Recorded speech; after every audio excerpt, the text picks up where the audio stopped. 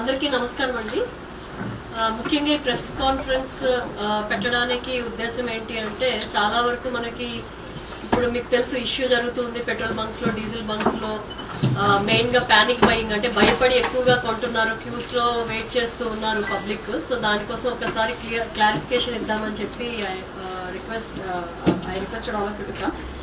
Main గా ఏంటంటే మనకి ఇక్కడ 166 బంక్స్ ఉన్నాయండి. 166 బంక్స్ లో కూడా బీపీసీఎల్, హెచ్పీసీఎల్, ఐఓసీఎల్ అంటే major PSUs, oil marketing companies, అలాగే ఇంకొక 2 మనకి Jio and Nayara private companies supply చేస్తూ ఉన్నాయి.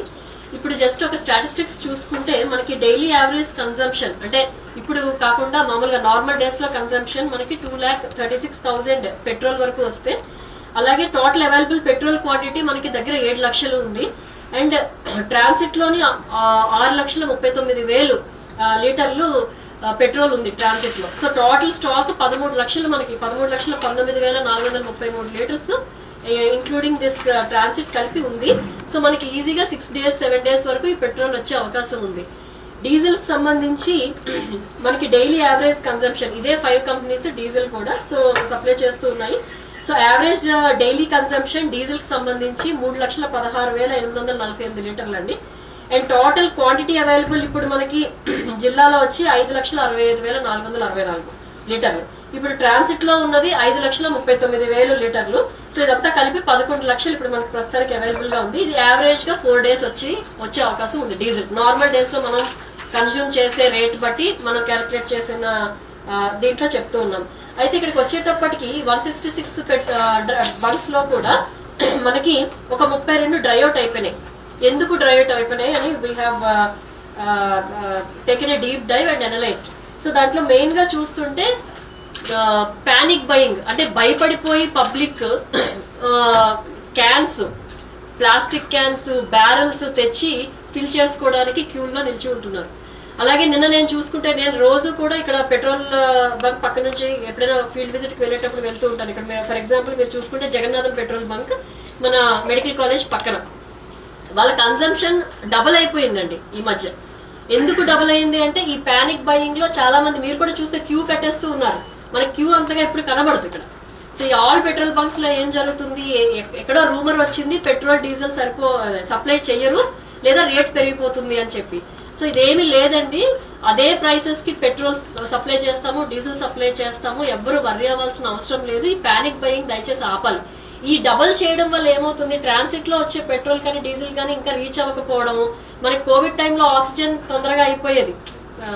ఎలా అయితే సేమ్ ఎగ్జాంపుల్ ఇక్కడ కూడా ఆ భయంకి ఎక్కువ డీజిల్ పెట్రోల్ తీసుకొని వెళ్ళిపోతున్నారు, స్టాక్ చేసుకుంటున్నారు ఇంట్లో. దాని వల్ల ఇక్కడ మాకు డ్రైఅవుట్ అయింది తప్ప ఎక్కడ పెట్రోల్ డీజిల్ సప్లై ఇబ్బంది వల్ల మాత్రం డ్రైఅవుట్ అవ్వలేదండి. ఇది అందరి క్లారిఫికేషన్ కోసం చెప్తూ ఉన్నాను. మనకి ఏంటంటే పెట్రోల్ 109 రూపాయలు, డీజిల్ అలాగే 97 రూపీస్ పర్ లీటర్ అమ్ముతూ ఉన్నారు. నయారా వాళ్ళు కొంచెం 5 రూపీస్ అది పెంచారు. అండ్ జియో వాళ్ళు 3 రూపీస్ పెంచారు. నయారా వాళ్ళు 5 rupees on petrol and 3 rupees on diesel పెట్టారు. ప్రైవేట్ దగ్గర కొంచెం ఏదైనా ఎక్కువైంది తప్ప ఇక్కడైతే ఎక్కడ ప్రైస్ మనకి ఇంక్రీజ్ అయ్యే అవకాశం లేదు. రెండోది, పెట్రోల్ కానీ డీజిల్ కానీ సప్లైలో కూడా ఎక్కడ ఇబ్బంది లేదు. ఇదంతా ఎందుకు జరిగింది అంటే ఈ పానిక్ బయింగ్ వల్లనే జరిగింది. ఇప్పుడు 12,000 కిలోలీటర్లు ఫర్ ఎగ్జాంపుల్ ఈ జగన్నాథం పెట్రోల్ బంక్ తీసుకుందాము. 12,000 కిలోలీటర్లు సాయంత్రం 3:30కి లోడ్ వచ్చింది ఇవాళ పొద్దున్న కల్లా అయిపోయింది. ఎందుకు అయిపోయింది, నిన్న కూడా ఈ బ్యారెల్స్ లో ఈ చిన్న చిన్న క్యాన్స్ లో మొత్తం ఫిల్ చేసుకొని వెళ్ళిపోయారు. సో దానివల్ల రాత్రి 9 గంటలకి వాళ్ళు ఫిల్ చేయము అని చెప్పినా కూడా పబ్లిక్ కొంచెం మ్యాన్ హ్యాండిల్ చేయడము అక్కడ డెలివరీ బాయ్స్ అది జరిగింది.